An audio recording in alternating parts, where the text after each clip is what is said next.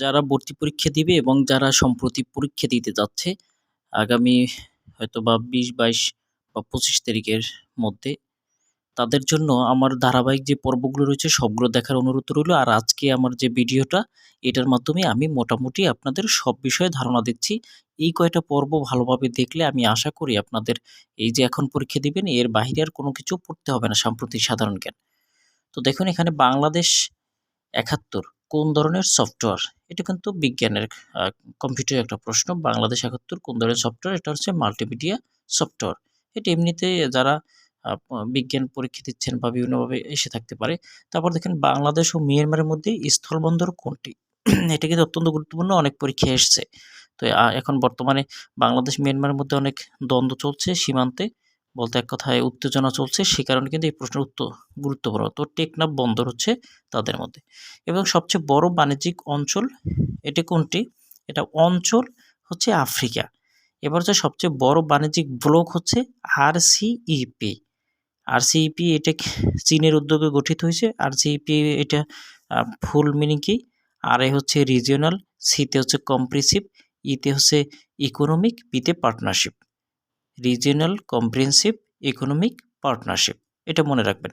আচ্ছা, এখান থেকে আপনাদের কিছু একটা কথা বলে দিচ্ছি, যেমন সবচেয়ে বড় অর্থনৈতিক জোট, সবচেয়ে বড় অর্থনৈতিক জোট কোনটা?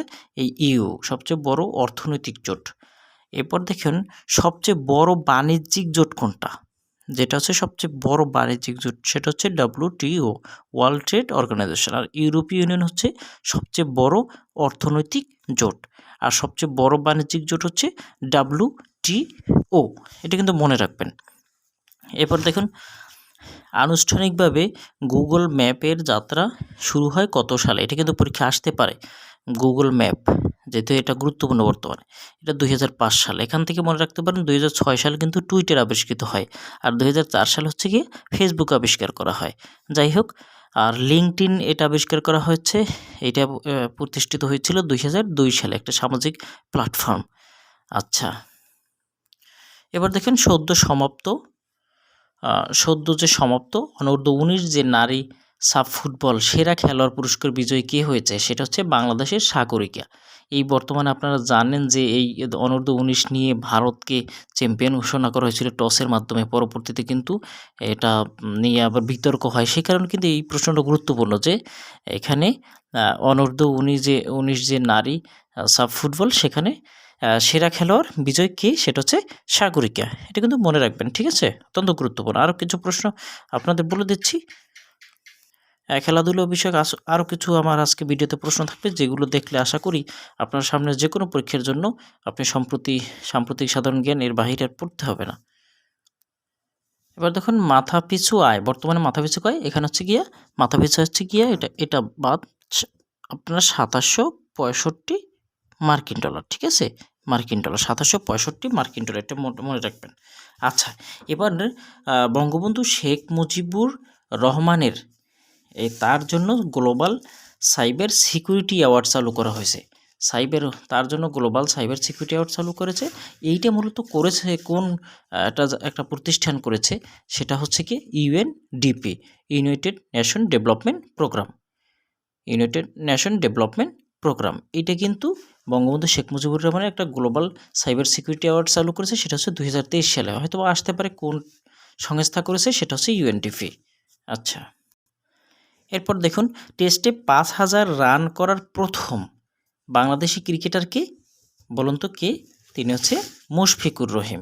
আচ্ছা, এই মুশফিকুর রহিম তিনি কিন্তু টেস্টে প্রথম ডাবল সেঞ্চুরি করে, এটাও মনে রাখবেন, প্রশ্ন আসতে পারে, ঠিক আছে? আচ্ছা, পরীক্ষা আসতে পারে যেমন এই যে জাতিসংঘের নিরাপত্তা পরিষদে যে ২ বছরের জন্য সদস্য নির্বাচিত হয়েছে, সেই জাতিসংঘ নিরাপত্তা পরিষদের যে ৫টি সদস্য বা অস্থায়ীভাবে নির্বাচিত হয়েছে তার মধ্যে এশিয়ার মধ্যে কোন রাষ্ট্রটা? এটা কিন্তু মনে রাখবেন, জাপান, ঠিক আছে? ২ বছরের জন্য, এটা ২০২৪ সালে, এবছর ২৪ সালের জুন পর্যন্ত এই ২ বছর থাকবে। তার মধ্যে আমাদের এশিয়া থেকে জাপান আছে।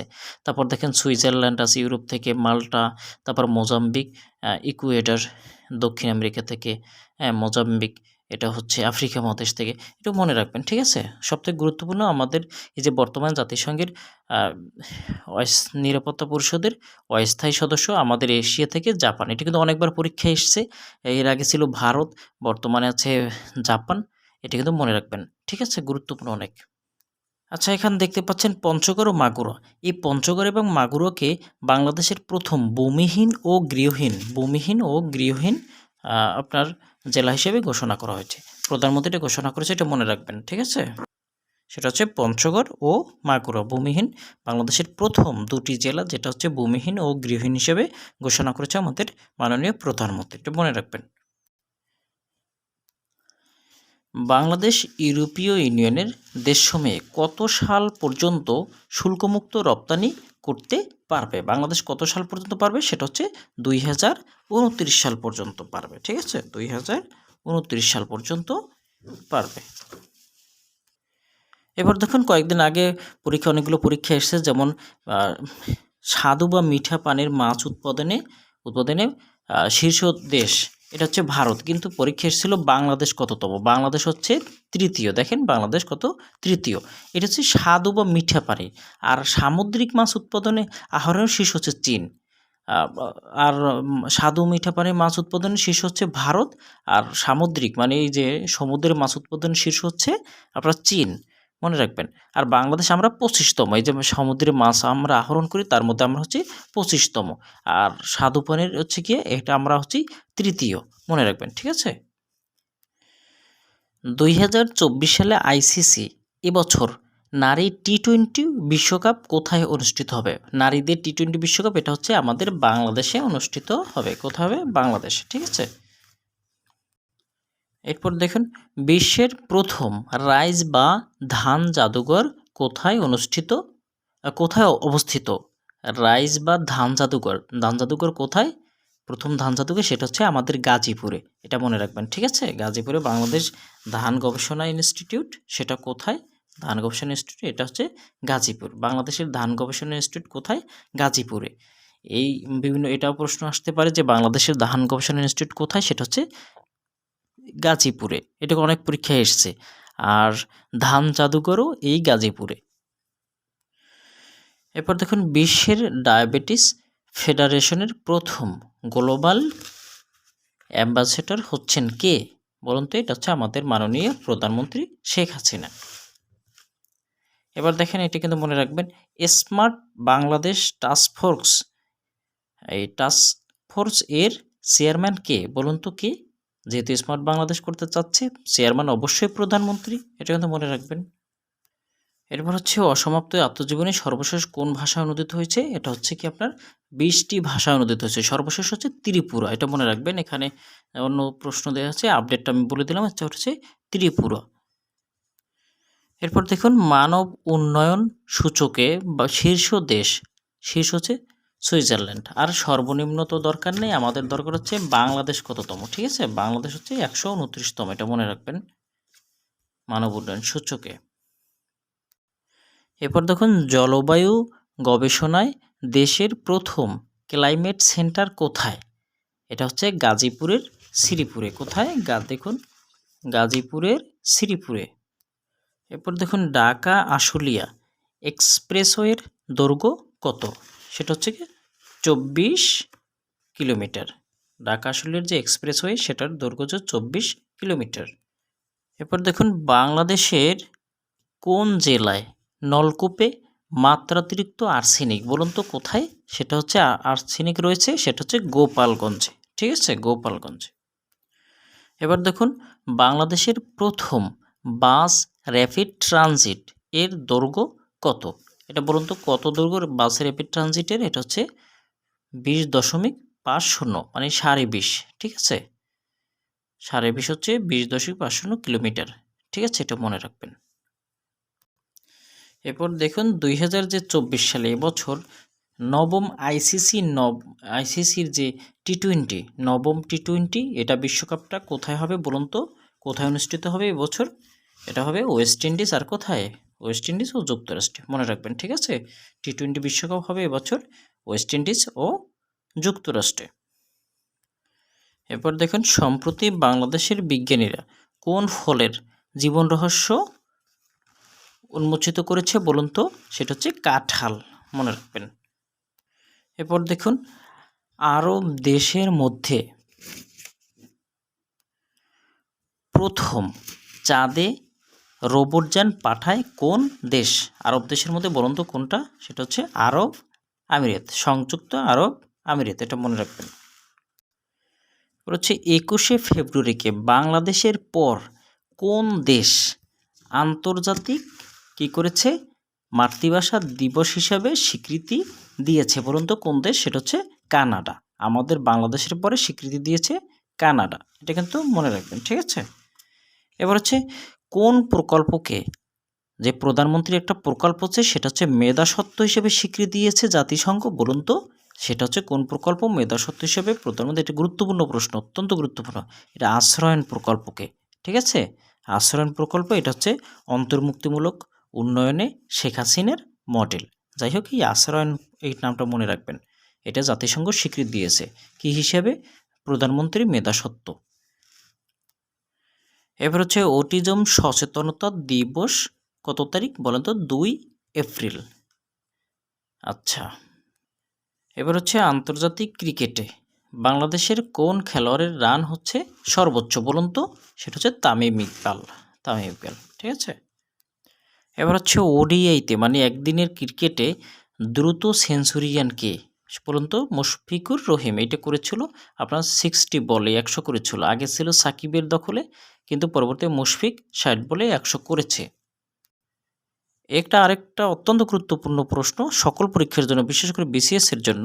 ইরান সৌদি চুক্তি হয় বলুন তো? ইরান আর সৌদি চুক্তি হয় 10 মার্চ 2023, 10 মার্চ 2023। আরেকটা হচ্ছে অত্যন্ত গুরুত্বপূর্ণ প্রশ্ন, প্রথম নলেজ পার্ক কোথায় বলুন তো?